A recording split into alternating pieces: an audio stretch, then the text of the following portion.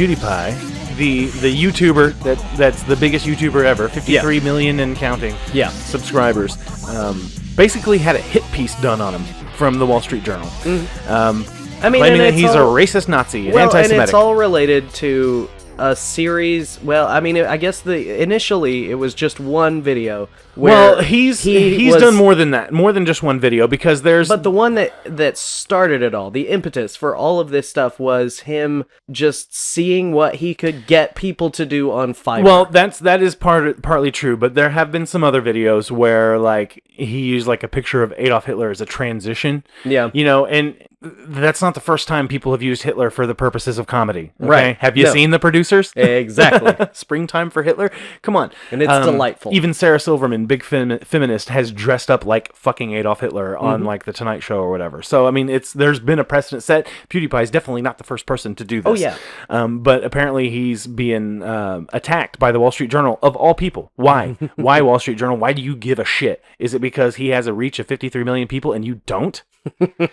Is that why, Wall Street Journal? Because you want a piece of that PewDiePie pie? PewDiePie!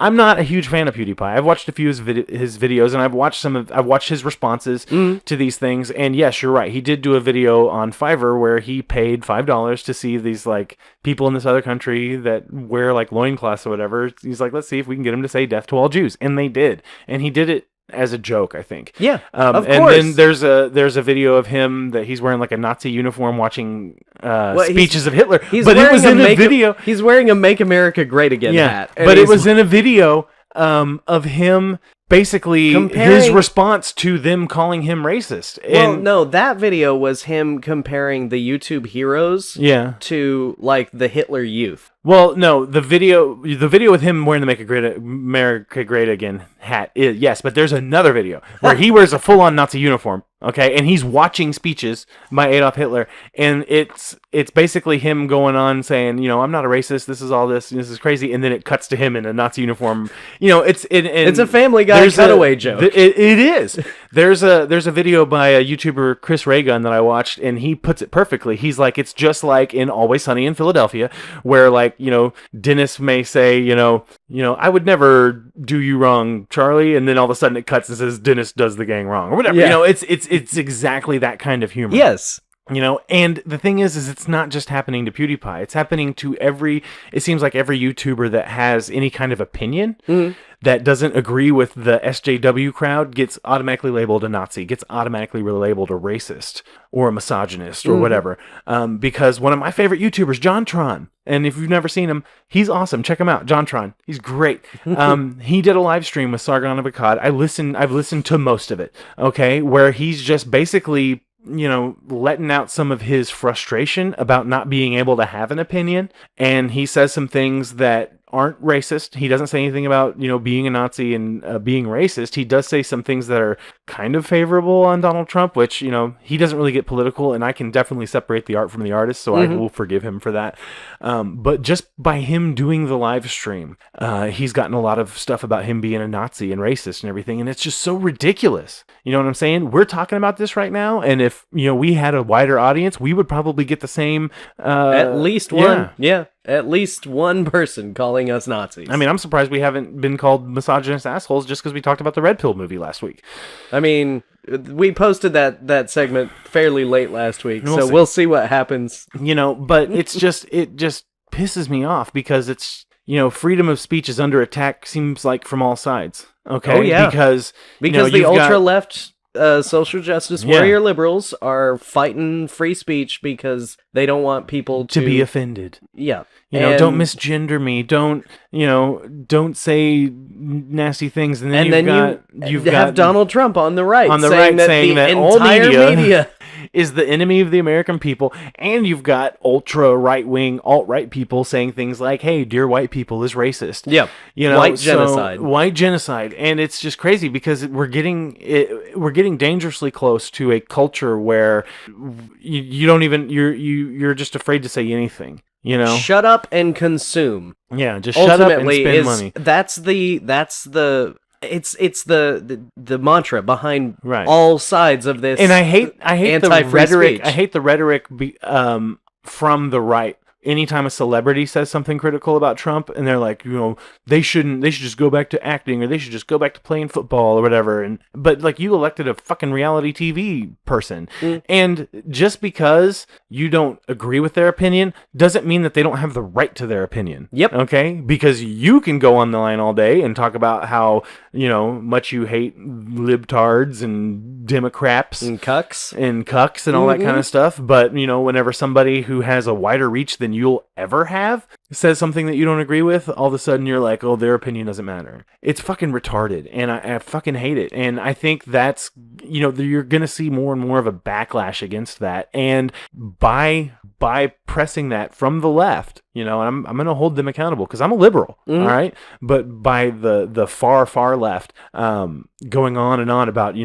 don't say anything offensive to anybody, I think that's going to push people just to fight back even harder and just end up trying to be more offensive just out of spite. But it's like I said earlier, there's, maybe PewDiePie shouldn't have done that. Maybe that's, he's gained subscribers. I don't know. I don't know. Maybe he shouldn't have. Maybe he did for whatever reason, but he did it for comedy. He I don't truly believe that he is an anti-Semite. I don't truly believe that he's a Nazi or a racist.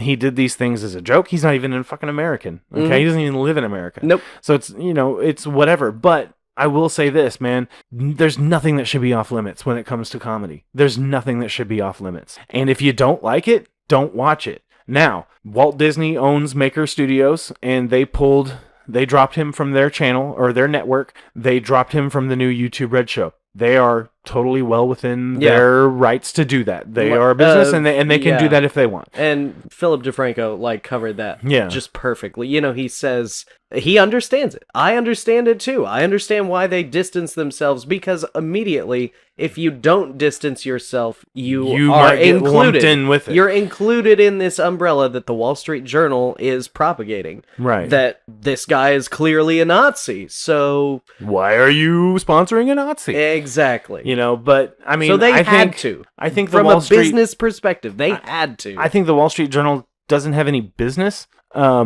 even commentating on YouTubers. No. It doesn't. I mean, granted, he is the biggest one. Yeah. By leaps and bounds, but they're the fucking Wall Street Journal. What do they have to gain except for this right now, that people are at least talking about them, at least that they're kind of relevant? They're almost relevant again. Almost relevant. And that's the weird thing about the Wall Street Journal, is because it's a news source. Mm-hmm. I'm doing air quotes, you can't see, but I'm doing air quotes. It's a news source for business people. Yeah. It's a news source for people who already have all the money. Right. So why do you care what you... I mean, PewDiePie's a millionaire, dude. Yeah. He's a fucking multi-millionaire. He makes a lot of money on YouTube. He's got a lot of subscribers. He's got a lot of influence. He's, crossed over into the mainstream consciousness. Mm-hmm. He's been on South Park. He's been on lots of TV shows and stuff.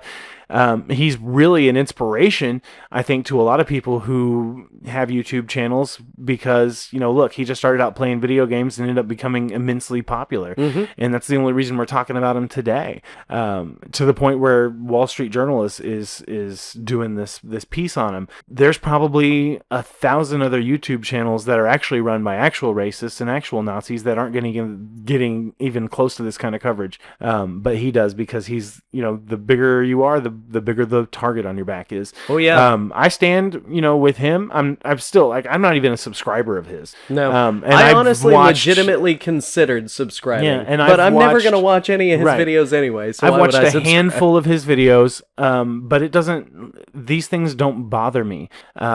And now, unless stuff taken out of context and used to propagate a narrative that is clearly false bothers me. Yeah. And I think we should leave it on that. Yeah. All right, folks. Thanks for listening to the Dork Age Podcast, episode 27. We'll catch you on episode 28. Don't forget to like, comment, and subscribe. Do you agree with us on our stance, or should we be silenced as well? Are we being racist, misogynist because we have an opinion that might not mesh with yours? Let us know, and we will promptly tell you to go fuck yourself. Yeah. See you next week.